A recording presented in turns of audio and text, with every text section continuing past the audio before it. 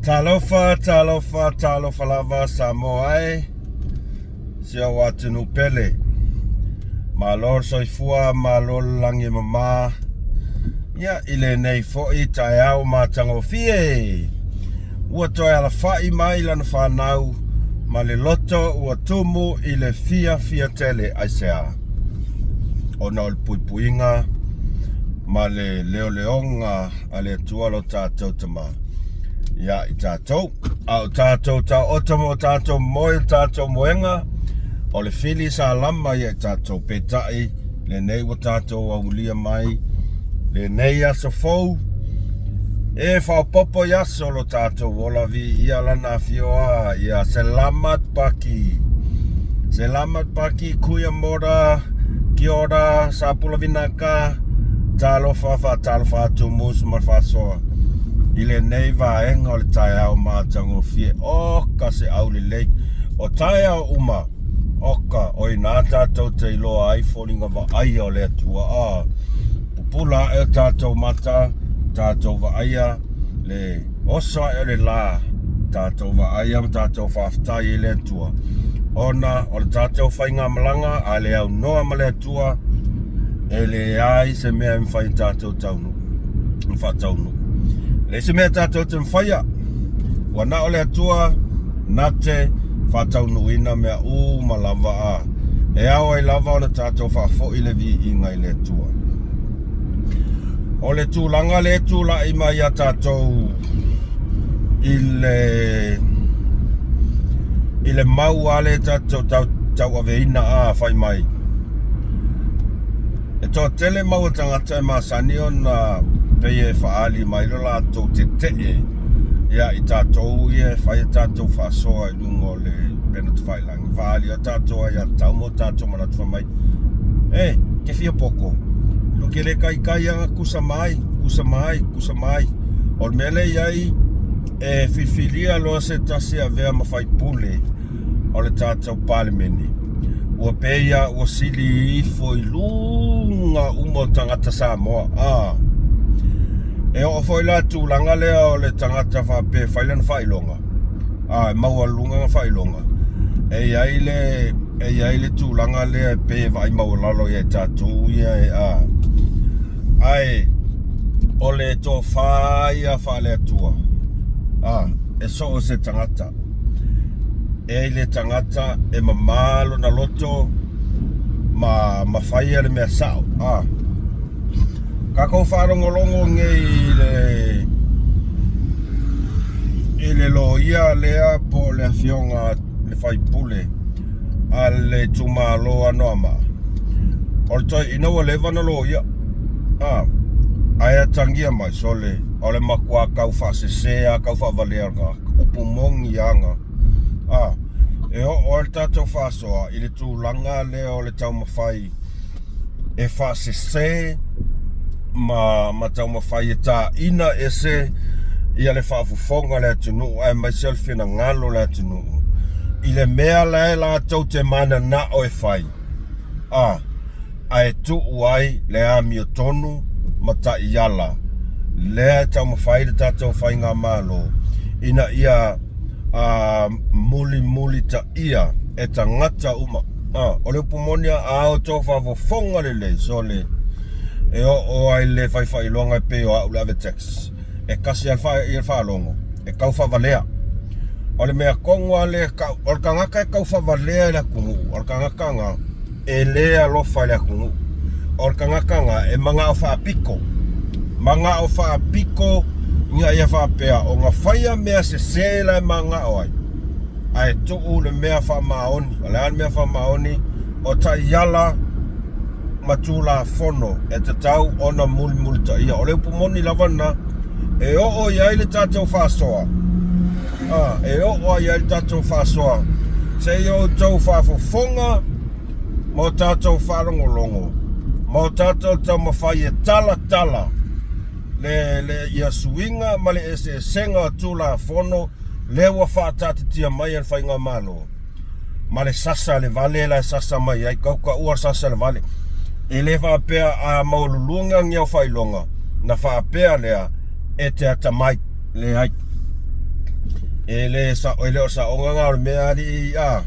fa ko fo a tatou te fa'asoa ia I FAIGA o tatou fa'asoa ono tou fa'afofoga I la ia fai la o tou fa'amasinonga pe sa'o le mea le tau fai MUSS ma le fa'asoa e tau mawhai e talatala atu pe sa'o kau fa'asela sau ia ai e mua lava ona whatalofa atu pa ia malu se tatou atu nu pele Samoa e wo mapanga lava a MUSS ma le fa'asoa o lo o lalam papa au I so o se tu e fia le nei lalolangi o le fesiri o a mai otou o a mai otou ia au te tatonu o lo manuia lava otou le alofa ma le angalei o le atua e momoli atu lau whaastaitele ia otou uma lava I le tou lango ma le tou mafuta o le tou fia lava tou te wharongolongo mai I nai mata upu e tamawhai lava se tau au na e whaasoa atu ia au a se no fosi la fia ale pa ia male se tatou atu no pe titi pe tele o le vaai ia MUSS ma le whaasoa ina ia longo pu ia li pa ia male se tatou atu no ia ona tatou whaasoa whaatasi ai lea I so tau whirangalo ia maseloto masemanatu vai ale nei au na au ale upu mori o le to a tele o le pa ia malu se tatou tunu la tau tele o si la fia ia nisi o meo tutupu mai I si o tatou atunu ele ngata ilea o le to a tele o le mamalu o si o tatou atunu e whaali mai o la tau finangalo tatou te whaasoa ai tatou te whaasoa ai a o le ao ngā I o tau finangalo ma tau manatu o le ao ngā ia e whai matai ala e whai ma o inga ai aini me whale tonu oka o se whale a onga ai aini me lelei ia tatou whai ia matua I pou lava ia na ia tilion whale le ia e mamoli atu ai lava la whaftai ia o tau uma lava tamama tina matua good morning o mai o tau talo whai ia o te langona lo manuia lava o tau ele ngalo lava o tau ila o tau tiute ma o tau ngaluenga whai pea I le aso o le a pati ta oto ta maloa tapu ai tatalo le leoa ina ia manuia ngaluenga na I o tau walo mana I tatou whanau aua e uia lungo awala te tele male no noa I o whawhita auli o whalavelave tutupu lungo awala ai maise lava o le angai atu tai au ia marito e angai mai le afiafi o taimi pisi lava na o aso uma ia ele mai loa iai ai petai o la o tau tatalo o la o tau tapua inga ia e manuia I lava ia ngaluenga FE'AU ia tatou te vi ia I lava le tua awana I vi ingo stangata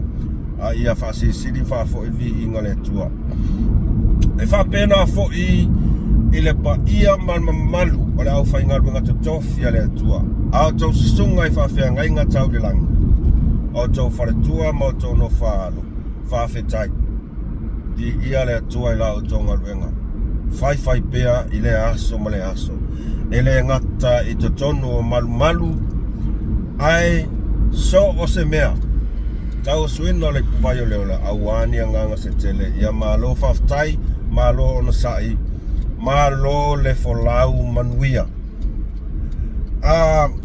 ata tele yo o atu tatou mtaupu tatou toe talanoa lai titi lava I le tūlanga lea I le YouTube so wala ngalo fia na po o fia na po ina ua vili mai se tasi o uso ai o le uso lava le tasi sa meli mai tua e lau Facebook I le lua pota luai te sili mai si uso fa mai uso fa mole mana mia lau sosoani o au le ua foi o over my fast food a fe ia watch hours a lot YouTube ai ele atoa le FE'AU subscribers pe ia le iwa se lau ang subscribers pe a o fai atu ro iai ono sai tau mawhai ia lau koe se lau au te whawai tau mawhai au subscribers o tano au kangolo kuko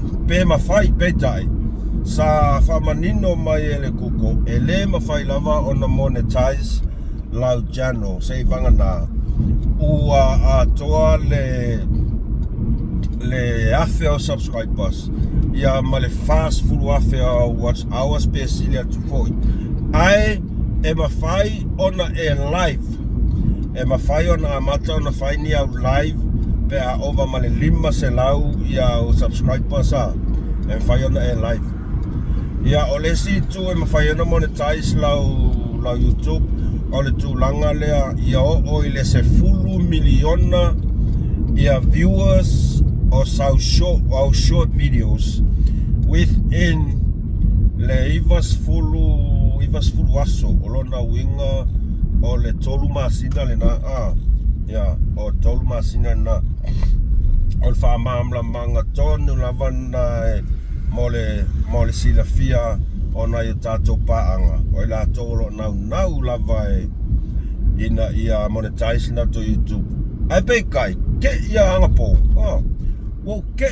ia anga po la ka mo fai tu sina i mata upu ai text mai lau kama mai uso wa foi wa over male afe ia subscribers so la vai lau fia lau kama FE'AU fa mai o lana me kang fai au fai aku loa kangolo e foi alu le Google AdSense le scala roinga le scala create lau account le AdSense Google AdSense for YouTube ia ngai kangolo la ia ko ngeki lau YouTube ila YouTube studio kilo malmea ia ngava ai ala ia mea umana e fesiringia mai ai le fesiringia mai ai o ele AdSense ia nai tango loa le whaakumu le lei ia mea uma lo mana o mia ia le ala le si mea pingi lo ma le video monetize ma le mea makalonko ulu mai ngai senge ia congratulations to my brother ia na te silafia mai uso congratulations yeah finally monetize lau YouTube esa awalea mea no pain no gain ai time la ngona ai lo fa vai foi time la ngona ai lo va pe sole kinga inga fai ngai mea sole vai a kwai kai ia e tofu lava tangata mo na mawhauwhaunga mo na mana tunatunga ai leanga lava le me sua malie pe a tini lau o le wha moe upu moni lavana o te wha tusa ina i se tangata e mana o e tau nuulona miti so o se tāleni ia la whai akua ia umelo la kapi oka ole okole nginga pikosilia nga makua i makaukia ai e olo taimi e filifili ai oe e ngalo umanga kinga e ngalo umanga kinga pe e kere koleng e fa pe na le e ai le isi tangata fa pea ngale lua se lau ia nga subscribers pe se lau e in mafafonga fa pea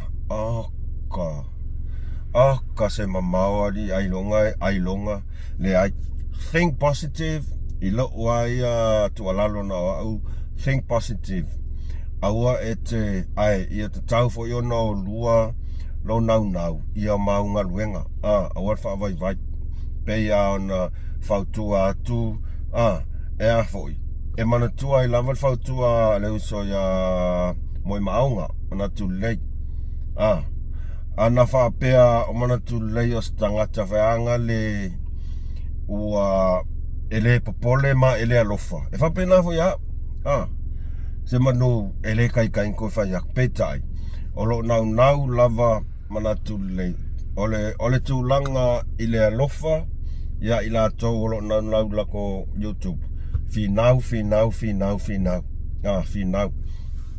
ai foi to telefone so tangata ia in mana tu na tunga whaana le whaapea i tele o te mito te meta wina i post mai manatu le ia langa earning lewa maua langa earning ka ngopu e mai ai se tangata whaapea si ole mi kai a fia whaaliali ai ole upu moni lava i la moni mau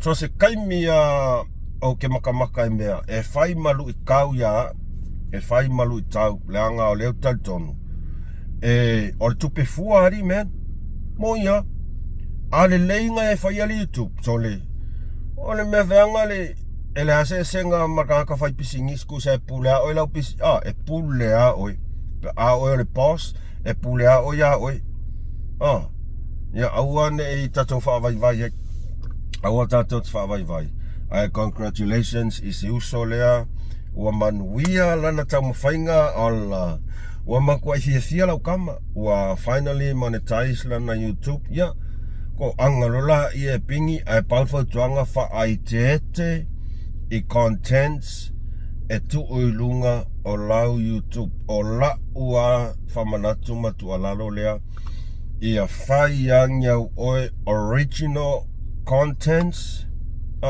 FAIGA original contents te i ua tutupun whawhitauli i lau YouTube ona e la ngona le mamorti ngā aisea le anga lava le mea ki ngā o ka ngaka e finau ai e mo e ua tupun pewhia peioa ese tangata peioa vai lea e kolu masinga le suspend ai lau YouTube a le ase tau sisila mai o te whai mea fia lava o te le whaavai ti ngā e la ngona ti ngā ia ua ia le uloto e tonu whaanoa ai o le a vea le mamea e te give up by o i ngai test ai lo o langa tau mawhai malo whaatua whamalos ia e whamalos ia ua o loa fo i mafuanga ma ia aua ne ia koe repeating ale mea lea o le mea la leo manga o ka waku le mea ngale ka suspend lau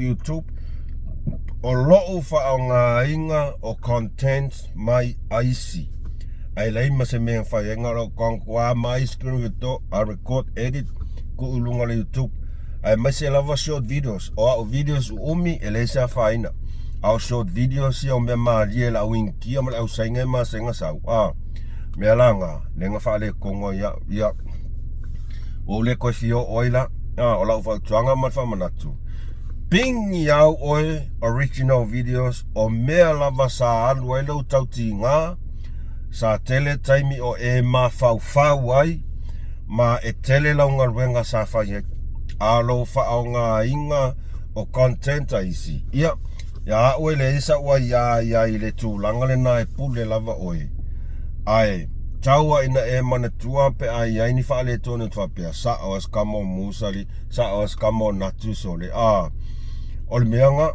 niang koe kangi fuala ia wa mangalo fa ia ulfasa mo fa penga whamanatu na ia o tau na to titiatini taula o wha moe au al wha vai wa yaile si ai kia leo mana o tau atu ai o lesi mea leo te mai tau wina angapo o karko a kele la tau comments mai mai la tau fina ngalo whaafetai mai momoli mai la tau whaafetai ai kei loa le mea lea piko silia ona oso ai lo loto alofa ia la tau e siaki aku la tau channel o la tau ele whaiani a lato contents to a tele lato ele enia lato contents ai fia la valato mafuta mama whaarongolongo i tato whasoa ele la contents ai ele subscribe mai o tele subscribe ai fo ia O kangolo subscribe pa ya la tou ya mo fai subscribe back ya e pure lava la tou al mea na e te i elo tangata o le to a te lo i la tou e le aingi la ko videos e le aingi e le subscribe a le o subscribe umai la tou na po ai fia tele mafuta mai ma mai la tou fina ngalo o ia fama ni ai o le ale taea na yo uso mana i tua whawhine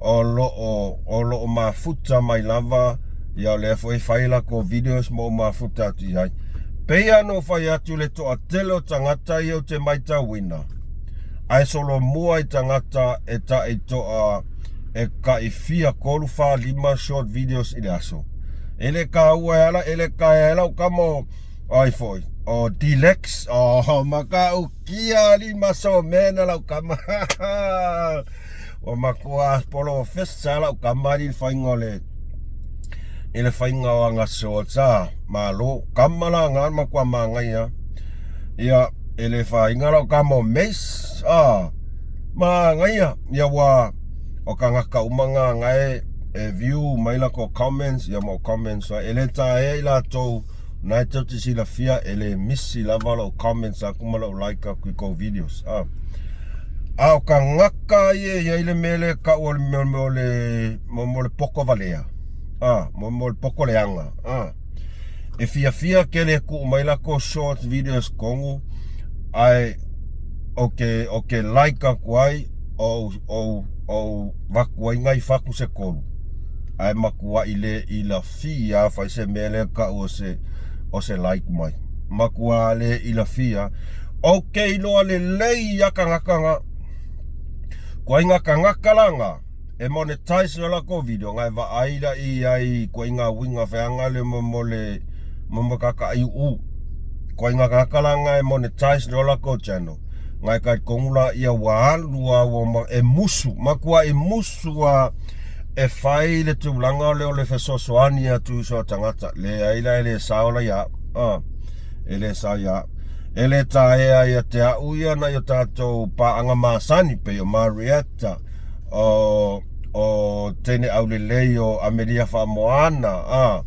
ia o tātou umalava ia ai va aina lau poko leanga e ke ia ilova ai mai wa alu ilalo subscribers o le mea kauire alofa le alofa kauire alofa le alofa ai awatu mau le mea ka o le mana fa pito e manga o e ia nga o oe e ke manga o fai ak se mea se sia oe ai ke muso e fai se mea se o lo keilo le lei ya kanga au keilo le lei ya kanga ai ya waia e le o ya se tu langa fa le fa pea o te tango unsubscribe ne ai e tu oi pea e tu oi pea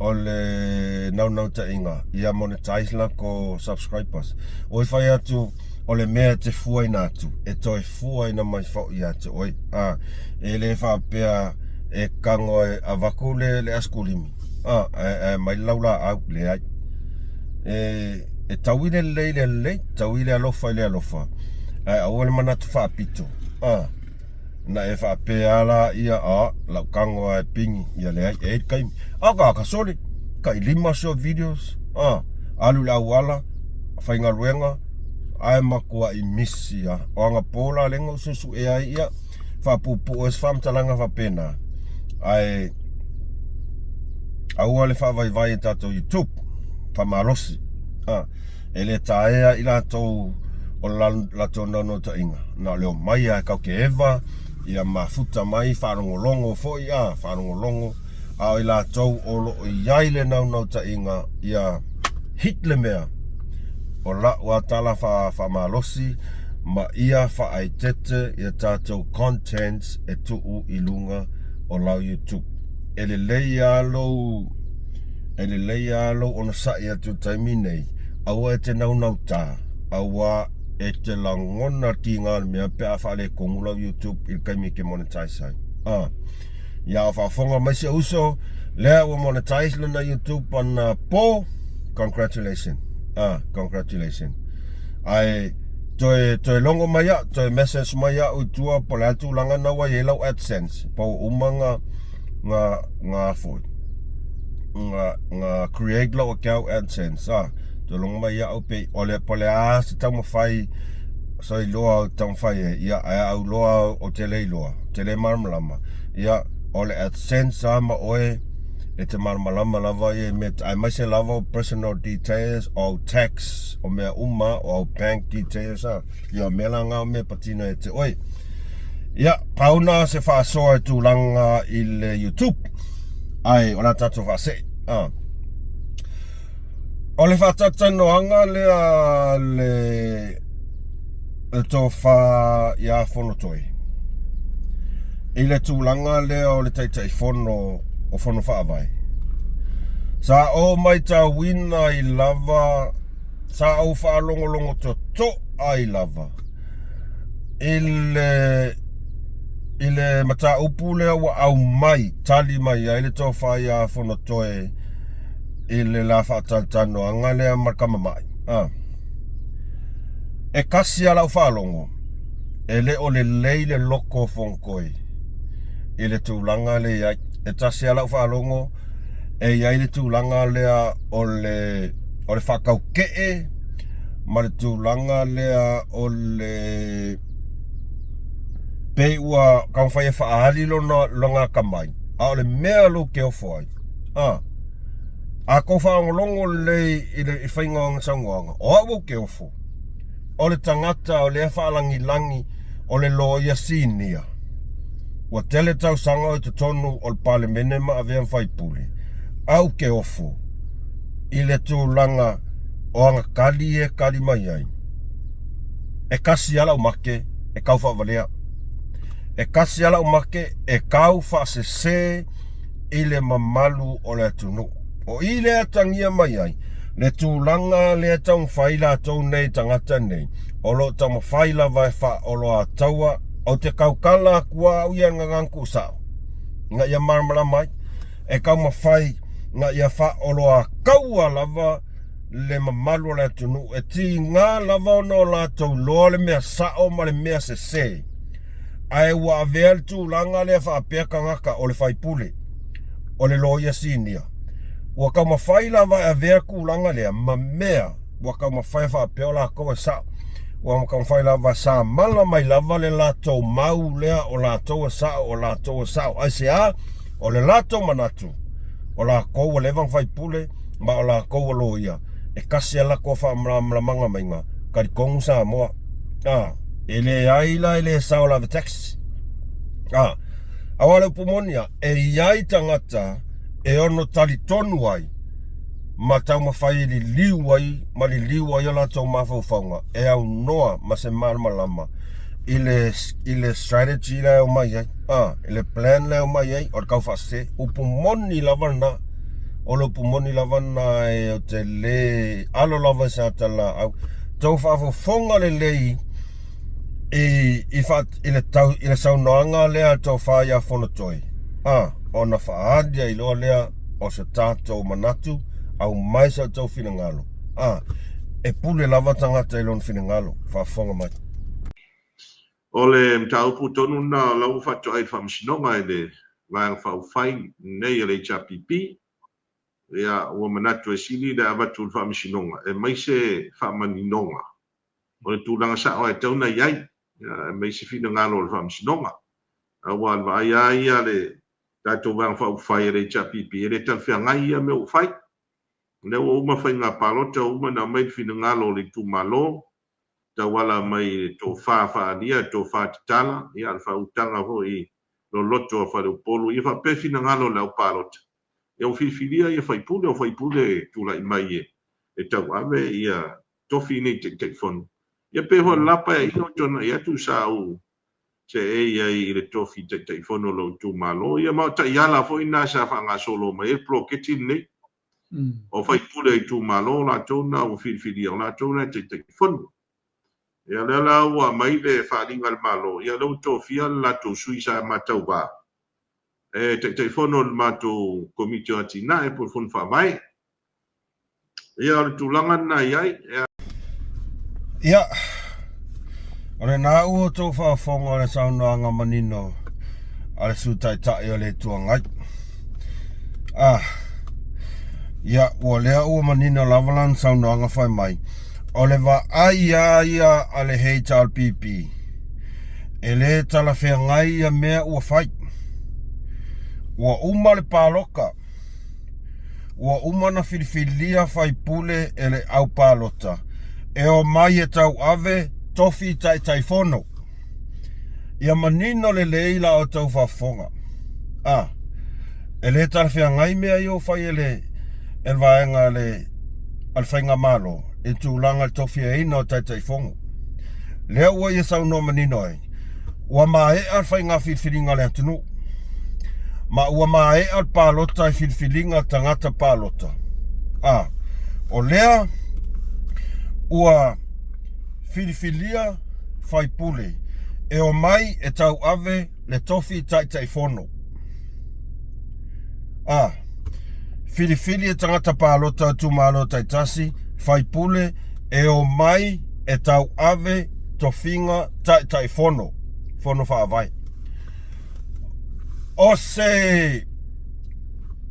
se saunoanga e makua i loa i le kangaka e pepelo.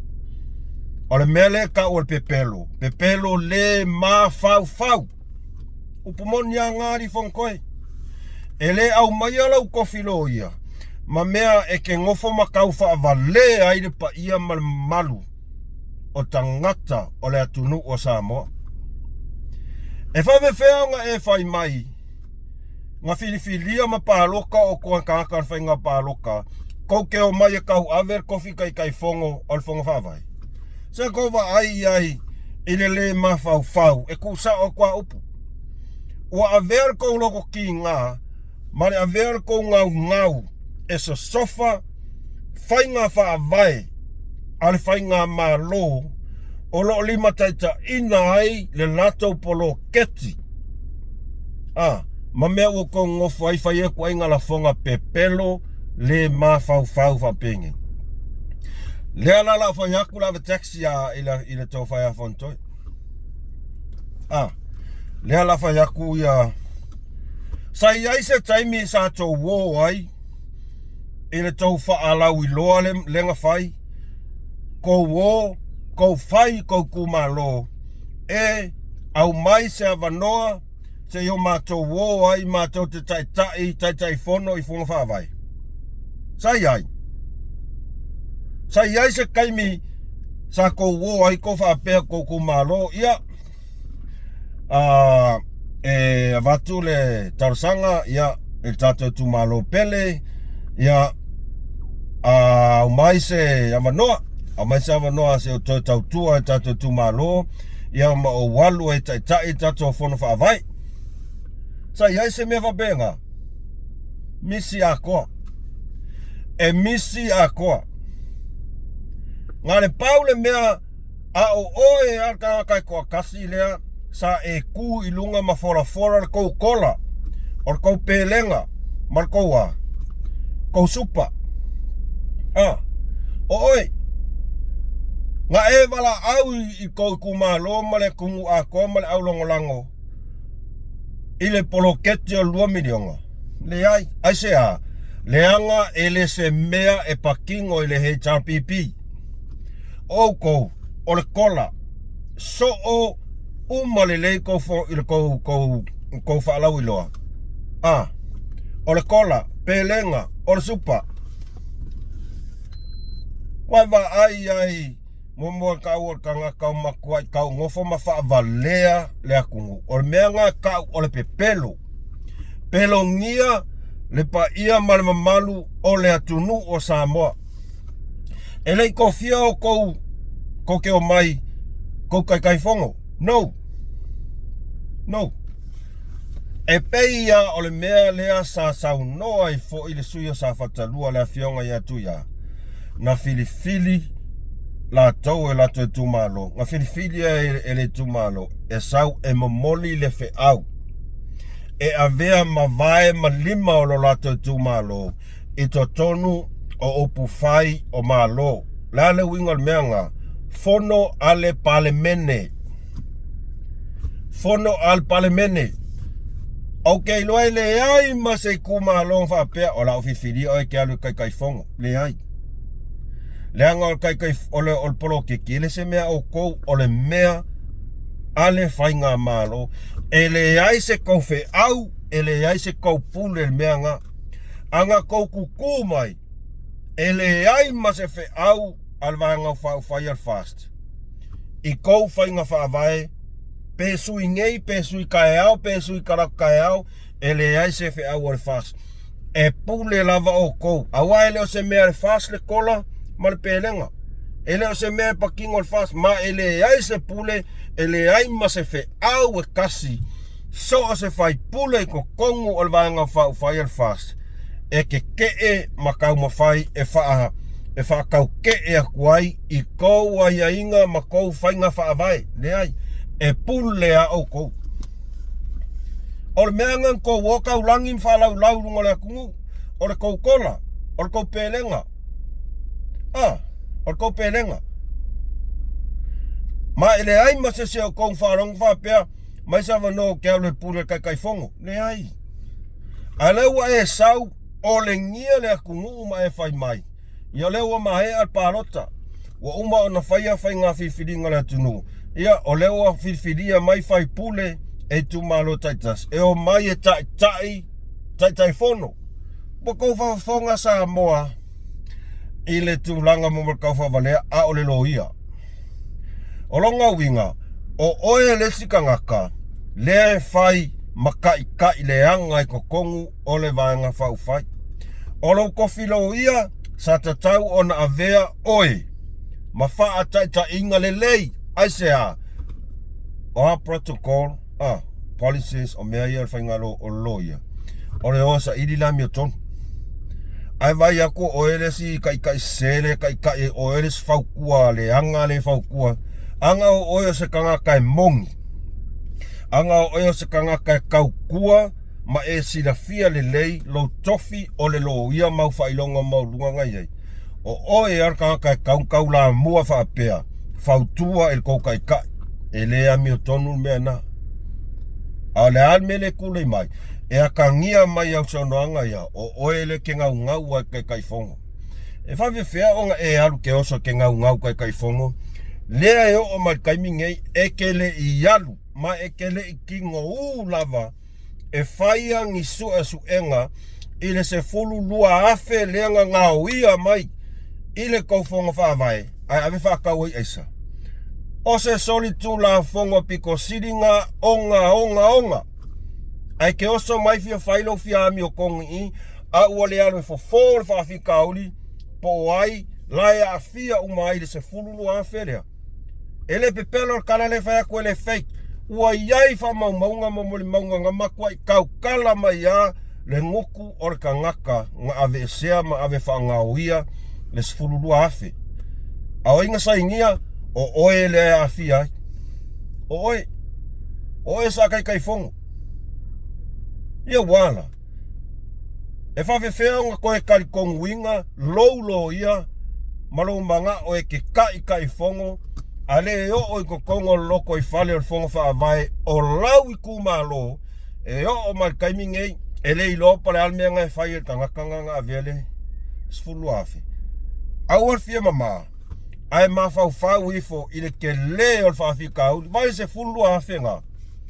E mau ai ni a inga se ko a fia a inga whamangu i le vai. Ke le whangau e ongo kongi la ko pili. Alo kumalo. E mau ngai fale. Wai vai e. E mau ngai pa wai ngai a inga lo kumalo. E maua ngai la au koko. O le koko, o le ngiu. Wa pe al whanongo pe ngai ka ilua kala, e pe kol kala i le ngiu. Ngai au le, o le koko, ngai au le ko. E so o a kolo kumalo. Kofula inga ma koko kai se fulu. Ile se fulu lua afe ngau ave whakawai aisa. Ai le ai masau mea o whaia iai. O oe o kai fongo. sa kakauonga e kumalosi e sa ili lea miotonu. Leanga ele ongi kupe ale kumalo o kupe ale atunuu. Lea e whaasafua mawhai iai le lima le lei. Ale whai ngā malo. Ale ala o mea sa whai. Ale ala ka ungal meanga. Ia. Ele meanga ka o kau whai whaleanga polokeki. Ale o kou o mai. Whai maingi kou saungoanga. Kau whai wha olo a kau ele kungu. O le ala kangona wa taxi wha sao aku. Oi. Laua fionga whai pule. Laua fionga le lo ia singia ua fia kau sanga o e lo ia. Ele i ko fia o kou e koi kumalo. Ko ke o mai ko kakai fongo le ai. Nga kofi o kou kumalo.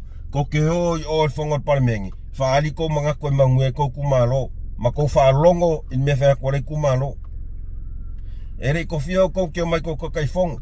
Ngai mangingo me rau sanguango mai umar paroka. O paloka la tunu ia mātou whai pule mo ke o mai kai fongo. Vai, tau ave to finga kai fongo. Ma kau kia. Whai mai, ia, e pei al pai inga o kea. O ta iala foi nā sa whanga solo mai ai polokeki o whai pule o e tūmalo o lātou na e tai fono. E sa o le lei oi. E sa o le lei oi. O ka iala ia ke sau ngoa mai ai. O ka iala o le paia inga ua kea. E le o le paia inga i le kaimine ngei. Sa mori mau sa moa a koa. I tā pena penanga al whainga pāloka lea whatoa mawai atu nei. Sa mori mau sa moa a toa. I le malelenga po sau noanga le whaalau i loa le tai al vaenga whaufai ai le tūlai mai pai inga le nei. O le asui whainga FAAVAE. E manginga uma e lei mase Samoa e le i whaarongolongo ai. Le ai mase Samoa e le i whaarongolongo ai. O le ale uinga lau kalanga e pule le whainga malo i a lako whainga FAAVAE. Pe sui pe LEAI. A se sila atu e le lei le mea tuai lea alu ai. A se sila atu e iai ni mea e tau na sui. Sui. Oi e pule. E pule le whainga malo. Kou ke le pule. O le ale tu wha maoninga. O le wha maoninga lea sa avatu ai le tu alalo ale wha masinonga. Ina ua mai al wha masinonga ale whionga ia mangere se kat. O le atu alalo. Le atu alalo. E ta tau o na iai se taimi wha atapu laa. Ina ia tau fia ai le wha o ngā inga o kupe o polokeki. A tā pena atu i sesi whainga pāloka. Le asa o nganga la whionga palimia e matango fie.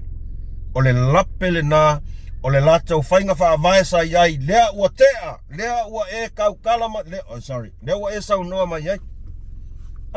Lea ua e sau noa mai ai. Lea ua whaile suinga. Lea ua whaile suinga. E le ai se whainga mālo whaavale valea i lalo laringei. Ava aia kua se sela ko whainga FAAVAE le mea i pai inga ukuangai. Ai alua i al kaimingi le ai. E iai se suinga. Mole le lei o le atunu. A o lausa noanga lenga whai mai. O lea eke karangoa mai i le whiangainga kuai. Samoa, whaafofonga le lei ele manatu vai ala tax.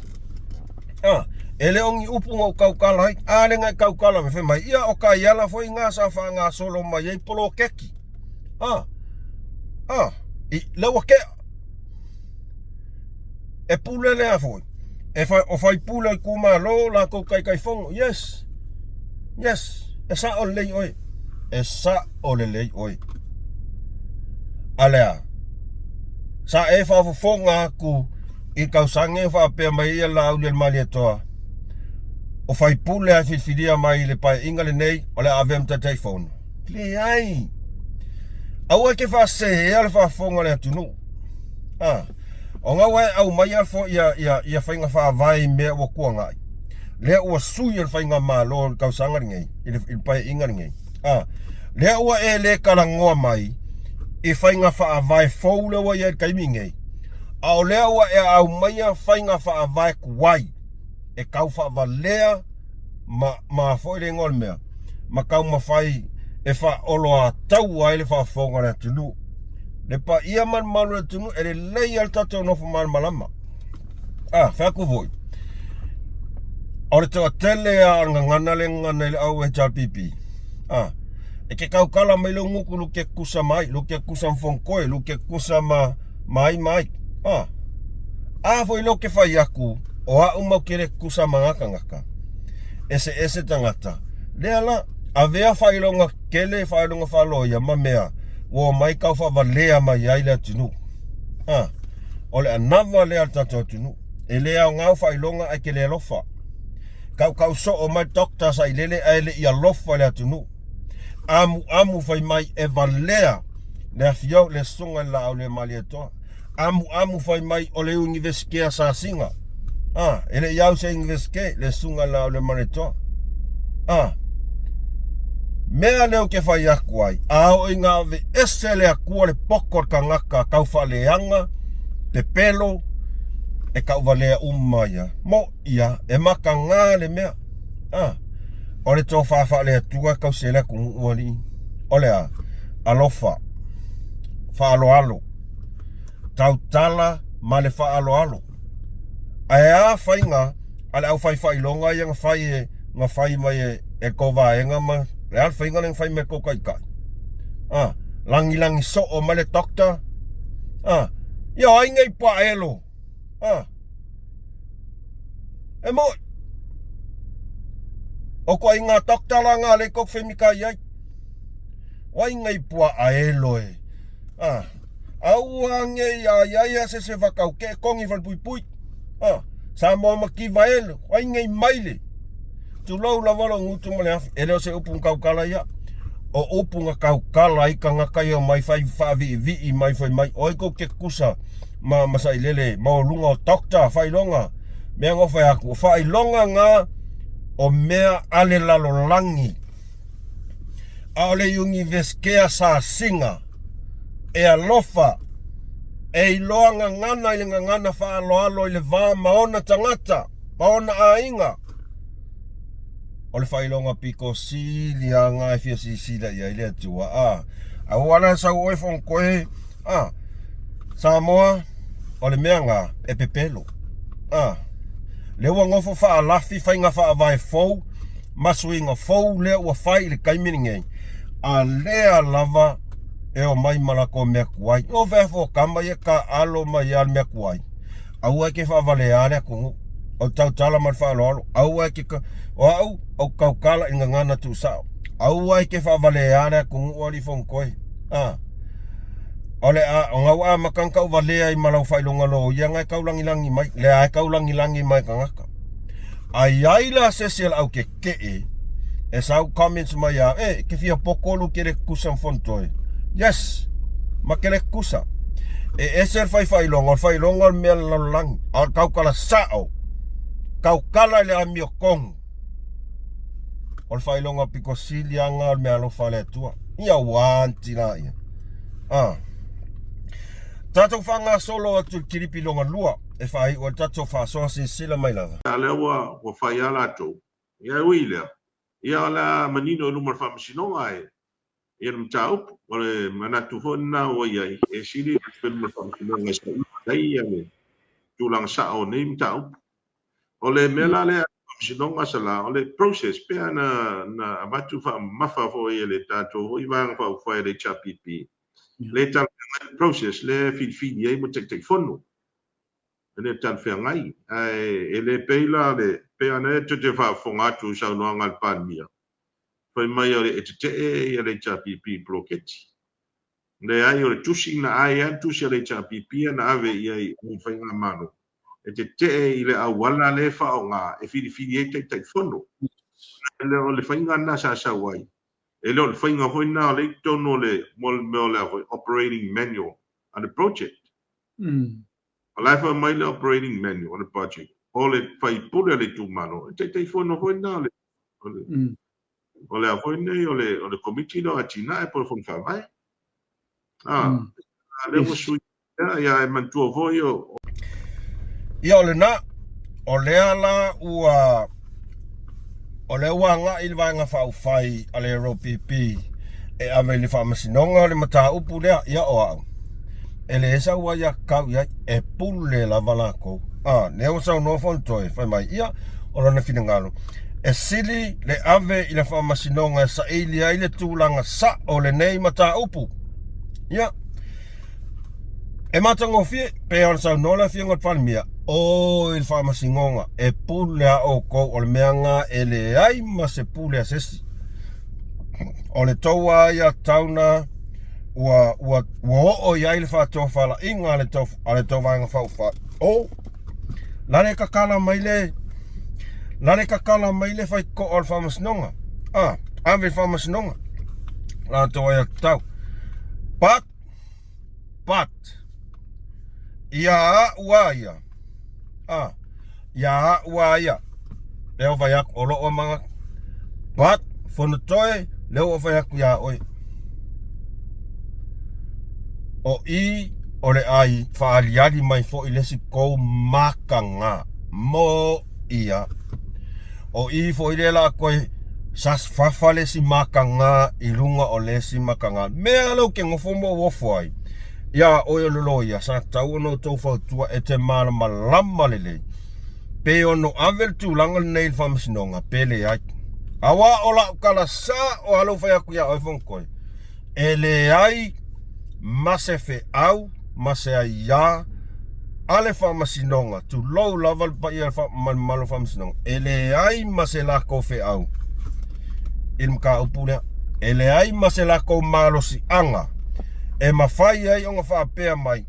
Sui, whai ngā FAAVAE ia, il mele manga o ai, whongo koe, malanga vaenga. E le ai se malo si anga e whaapea mai ai whamasingonga. Sui le melea. Ai se a, nanga le manga o mai ai ia, il hero pipi. Ai se a, nanga le kokero o mulmui ka ia, ko whai ngā FAAVAE le, mako ka iala le sa sau pa inga mua. No way, Jose.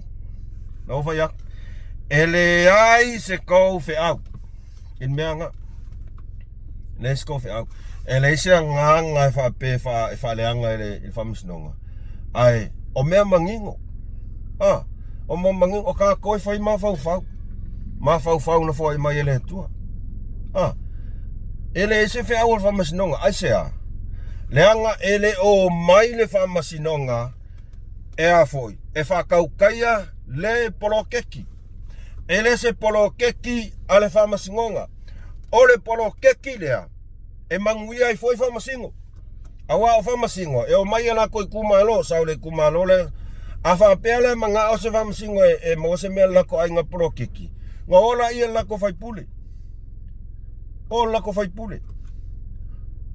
Kau maua mai ali FONOTOE. Kau maua mai. Se kau whai aku pēla tax. E le se ia e pule le vaenga whauwhai. Anga kou kuku mai foi. E pule a o kou. Le lo pe ke o whai aku ia. Pe ke o whakai ka inga. Fe la pe anga whaapea. O kou e onga polokeki rea lo kou malo. Ai sau ia la fionga la aule mali etoa. Le sunga la aule mali etoa. Whai mai, e se ka iala ia, e se ia whainga FAAVAE ia, e kaunga whai le mem, peo mele masa inga whai kuri epa mama oi, mako vaenga. Fe peanga whape, wheli wa ila whapea, fe ngi koukala, o vai kula e paile mawhau. Lope ki o whapea me kuri epa, se ngare malo loa ma pung koe le sko FE'AU, pule mako polokeki. Poko loa la le se senga le whea koe. Yo. Se yo. O le mafua anga le ko ke manga o i awe whamasingo. Whai mai. O le process. Whai mai le HRPP. E le tala whea ngai le process. Seiva ai le mea le kama whai ia whonkoe. E ka ia kuma whau. A ka ngaka e pule le polokeki. E muri ka i mea la ko ma whau. E le tala whea ngai le process. Whai mai la auli. e te le HRPP i le poloketi. Yes. Yes. E iai kou ka ngaka ngai sa ke oai, or kou kai kai. Ia ngai sira fia ka ngake e le poloketi. Fai mai fong koe, ia ole fai mai na au le ka ke aere ai, o ma kou e ke i le process ole, e lo ia ka ngaka. E lo ia ka ngaka. Mai ola kou e ke i le process, e le kala fia ngai le process, lae whakaukai ai. Tole, ke ofo sole. Al meo fea koe, e sau kala ngoa mai lumolalang, ai kala ngoa ka whaamalvalea. O lau kala sa o alo fai aku sa mo kene ilo pe ko ke au ai. Ke lol melo fai kakalo puloku. Ke lol melo fai kakalo puloku. Ua su e kupe a puloku. Fao ngā ingai sui fai pule. Ai le ilo e sui fai pule. Ua su e kupe a puloku. Awal mena le mga epok a mai limong. A mai fong koe. E mai e kakawha advalea. Ia kakawhai mai e lo ia. Kakawhai mai mo lunga whai longa skorsipi.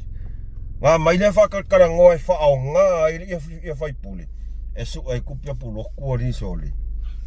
Kusa o ile uka koe loa e sa o puloku ale masta mo kau whavalea. Rale winga lau kala. Mangkua wharisau noanga le fionga ia le ota la whatata noanga ma le sunga ia tule e pawhaftai. Or ka ngaka lo puloku on makua fia whao ngaka ngaka. Whavalea ka ngaka. Lea ua whai, makua i le o angi mawhauwhaunga kama makua ia whai mai e maulunga whai longa wo o loia.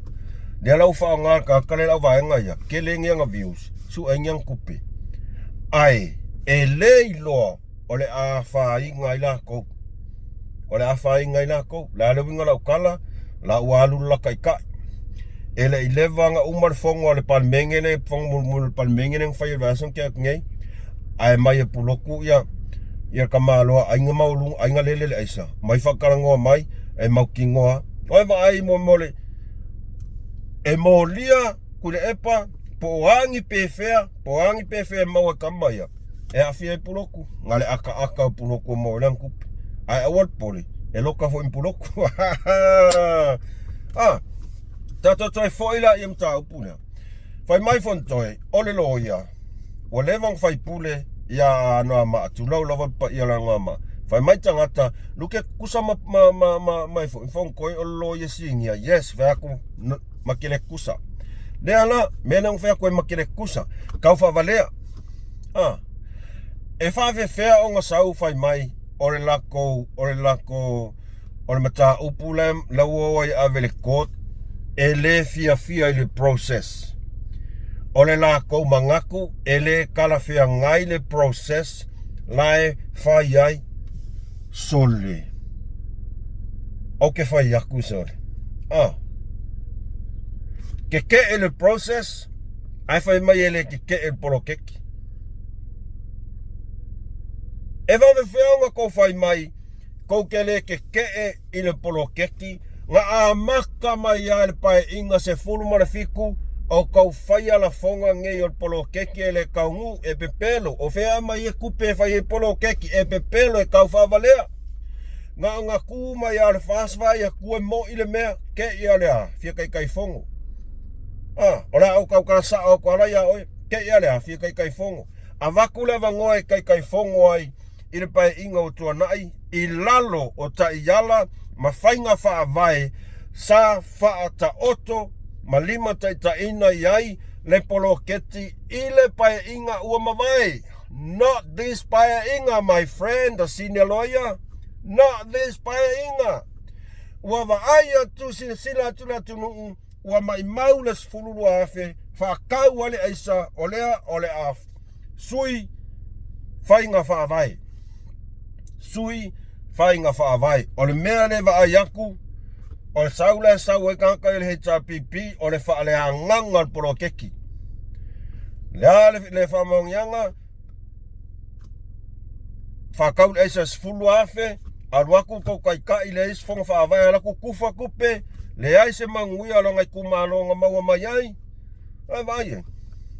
Ale ua ko mai ngai ko pupu mai ko wa inga ua ko sisilaku ua sui FAIGA FAAVAE I le paia inga FOU le nei ai se a. E se mafua anga wa la yona sui al FAIGA malo. Ele tu mau ai pense metas. Ol polokeki len fai mua o se taimi mua. Tele o onga taua na o mai el FAIGA malo. Tilo le me tauna fai sui. Tilo le me manui ai fatu mau. Lea wa o mal pai inga lea. Pole le FAIGA malo sui ai se a. Ngā uia mai o sulu afa kawai aisa. Sui ele lo aku ele alo lofa. E kau fa valea. E kau mawhai whaleanga al polokeki. E sawa. Langa ko ke loko leanga al polokeki. Langa ele se mea ngā o iai kou whakofala inga. Ele I o ile lo loko. Ai whai mai o kou e maulunga kou whailonga. Ai le ai masesio o kou. Ngā o iai se whaau kaukanga ma se mawhau e ku ai ngā sa ili ngā alamangia whapengi mara kungu. Lua se fulu mantupu tansanga palemia ia kune epa ele I o iai lelo loko o anga whailonga ia ngā maua. Ele I o iai lelo loko o laulo ia le ngā maua.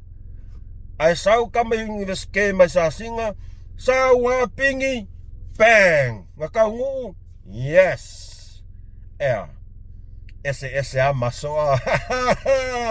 Ese a masoa. Ia wala. Ngako va aia kulua wa manguia. Ese famong yang lau kalau manguia yes. Ko akele. Vai ai le sau au fai maumanga pa povi. Fuala au o mea umam kaukia. O sau lunga penga failangi fa fetai polokeki. Ko loko leanga loa. Kau fai le faleanga. Lea lau kou o mai kaimi e kau fai fase. Lea lau fai aku. Kou ke le process. Ai kou ke le ke polokeki. O le alme wa len kou ke process. Wa le kou fia o kou. O le al process. Apalai. O ai la le ke process. O kou. O kou le ke process. Lea lau inga lau kala. Kou ke le iuska ia le process. E ke sau noa mai o oeles kangaka e ke le iusi kai I le process anga e usi kai process e le ia masau kala e fai ngā alu e apalai e ke le apalai le ka ungal meanga process o le a o le polokeki angang sau ngā mangingo la fiongal palmia e kukusa ar ke process mar ke polokeki ia o anga me ke FAIGA FAAVAE le fai aku FAIGA FAAVAE e iloa e manui al polokeki. Sole. Ngar ka mai kiki e lei mo ia. Ngar ka mai kiki e afoi. Sole. Ai, saul ka ngaka lo ia fai mai ke process ole makua I kau whaavalea ngō mela kasi sole. Pea ngō fai aku. Orko wa ia kau o ave whamasingonga. Ave. Sa ilau le ma por ave fam ya vango.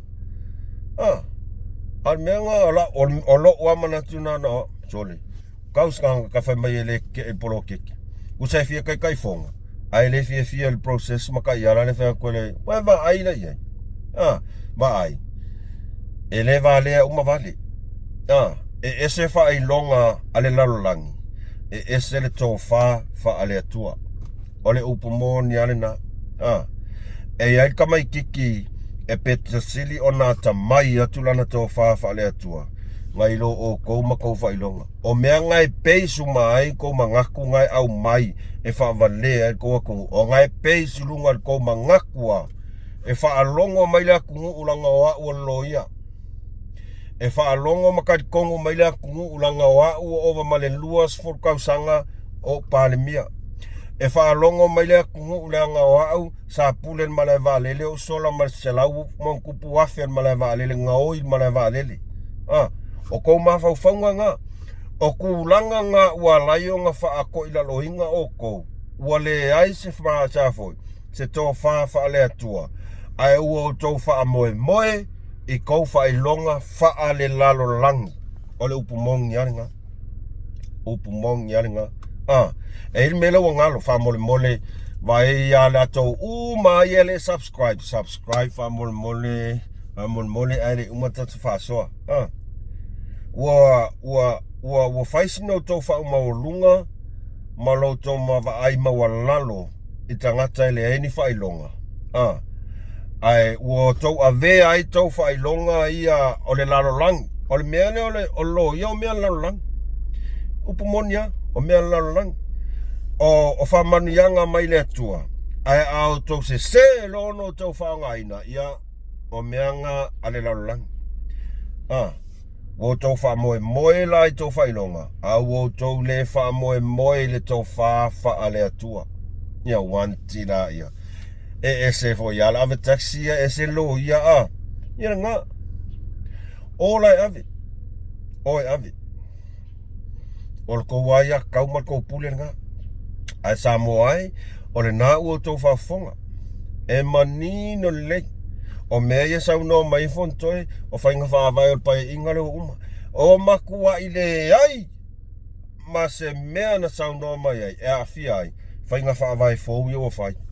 Ngai pau al mea ngai whai loa mai. O re ke i le process FO'u. E ke i le process FO'u. Alae kau ma whai la mai whaala la mai luma. Ka i ala ia sa whao ngai. Ka i ala kuai. Sorry e pule le whainga malo e le skou mea.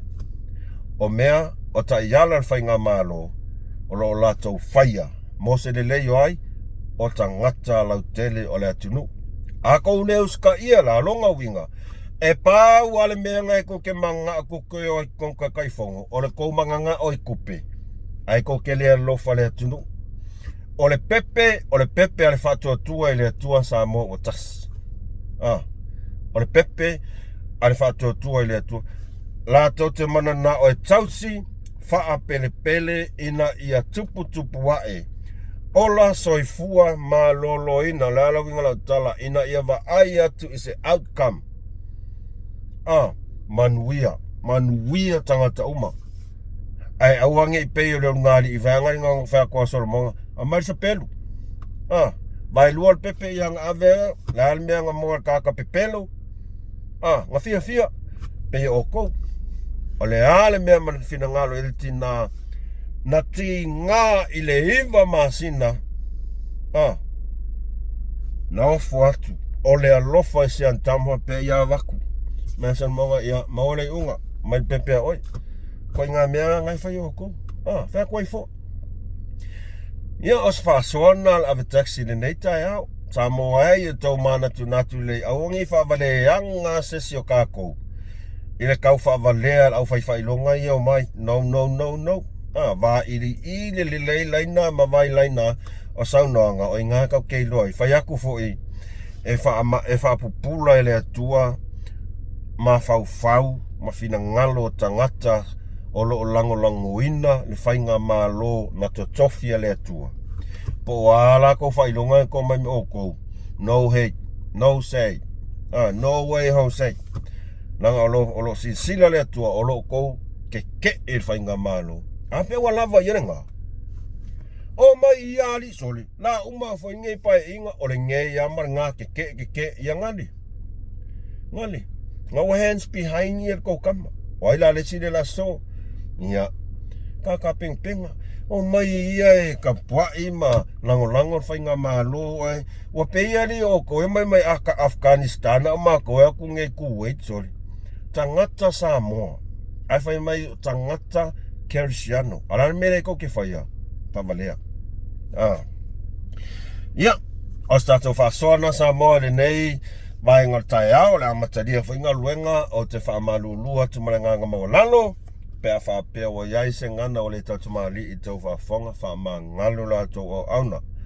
Ai o te tautonu e iai se FE'AU tāua mo i tātou umai na i o tātou mana tunatu i le tūlanga lea ua iai se o tātou atunu.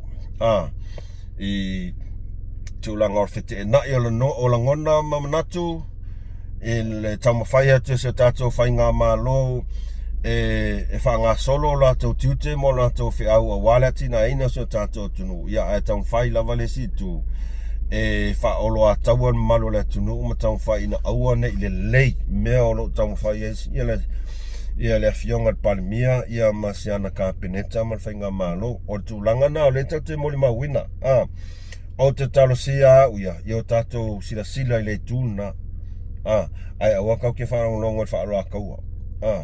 Leanga e iai le tangata o le mea fwoi na e to tele tangata whai mai ki ngā maka i ngaka ki ngā yes e moni tau whinangano ai le o le tū le na e le ona o mana o tuan le ai o le FE'AU a ia mani mele te le vava ai iai MUSS Ma Le FA'ASOA ia aua lava nge i ku faua mea ngei e alu e ku uloa e le sesi kali ai o ingala ka kova ayola makanga liu kanka ai le lei lava se fa lama vai atu le neitu ia fa tasi ai manisi o lo lato langolango ina o lo tau fai mo moli ma le FE'AU e kali a kuai ngaka ngi e o fo ya kai ka ki nga maka ai o ka kova ai a ku le saula o mai ai o makwai sau wa le swafa Yesu oh glory mighty God amen o te amene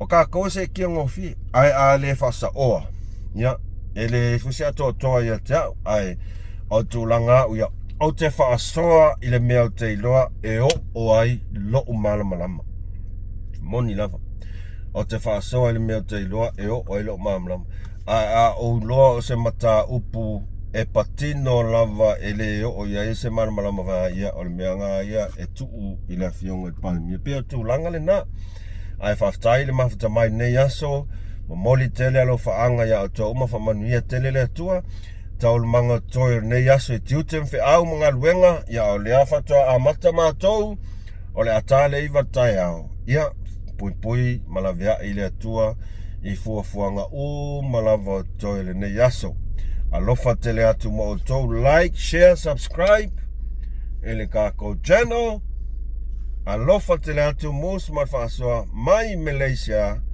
fa saifua